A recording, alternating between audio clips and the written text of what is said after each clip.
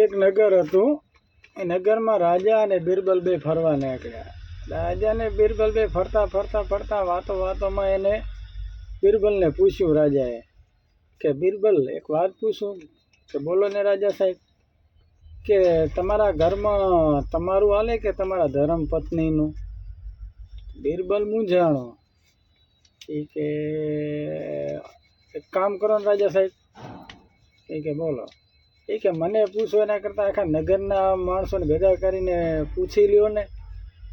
ભાઈ નગરમાં ભાઈ ઢંઢેરો પીટાણો, આખું ગામ ભેગું થયું. એક બાજુ રાખ્યો સફરજનનો ઢગલો અને એક બાજુ રાખ્યા ઘોડા.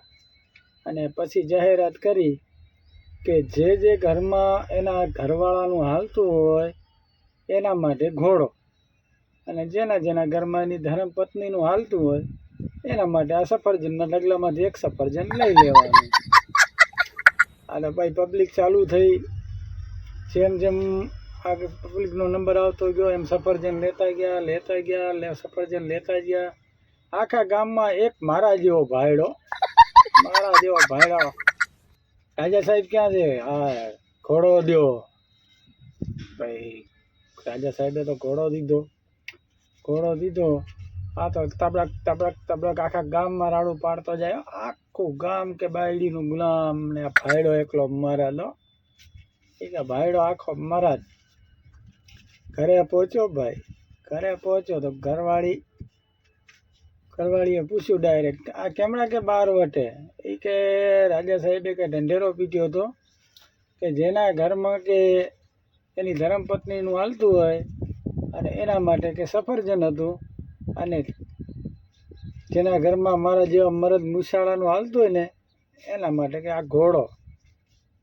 તો બાયડી કે હે સ્વામિનારાયણ એક વાત પૂછું?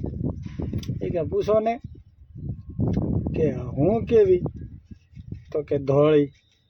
કે આપણા બે આ ઘોડિયામાં ચડી વગરના બે ચપુડિયા રમેરા એ કેવા? કાળા ધોળા. એ કે ધોળા. કે આપણો ઘરનો કલર જો એ કેવો? કાળો ધોળો. તો કે ધોળો. બરાબર.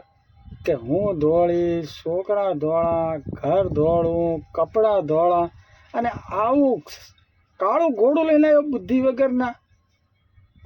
મારા જેવો મૂસાળો મર્દ પાછો ના મળ્યો. રિવર્સ ગેર નાખી દીધો. રિવર્સ ગેર નાખ્યો એટલે સીધો ઉપડ્યો રાજાના દરબારમાં. કે રાજા સાહેબ ક્યાં છે?